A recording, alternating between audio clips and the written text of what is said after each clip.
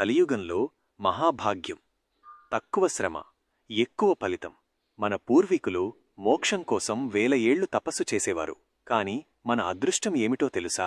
మనమున్న ఈ కలియుగంలో ఆ పరమాత్మ మనకు ఒక గొప్ప ఆఫర్ ఇచ్చారు.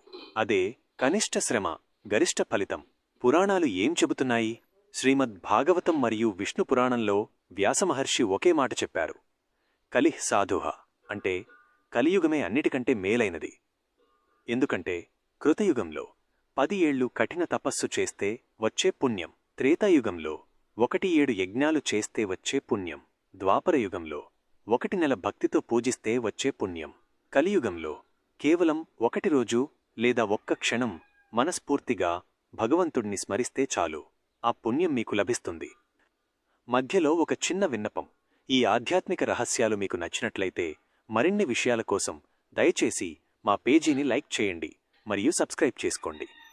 నిజమైన అదృష్టవంతులు ఎవరు? ఈ కలియుగంలో కోట్లు సంపాదించినవారు కాదు. ఎవరైతే ఆ ఆదిశక్తి మరియు పరమాత్మనామ స్మరణ చేస్తూ గడుపుతారో వారే నిజమైన అదృష్టవంతులు. 100 ఆటంకాల మధ్య ఒత్తిడితో కూడిన ఈ జీవితంలో కూడా ఆ భగవంతుడి నామాన్ని తలుచుకోవడమంటే అది సామాన్యమైన విషయం కాదు.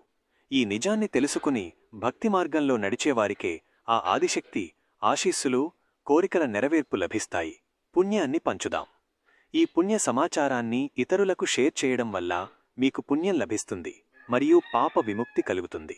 మీ కోరికలు తప్పకుండా నెరవేరుతాయి.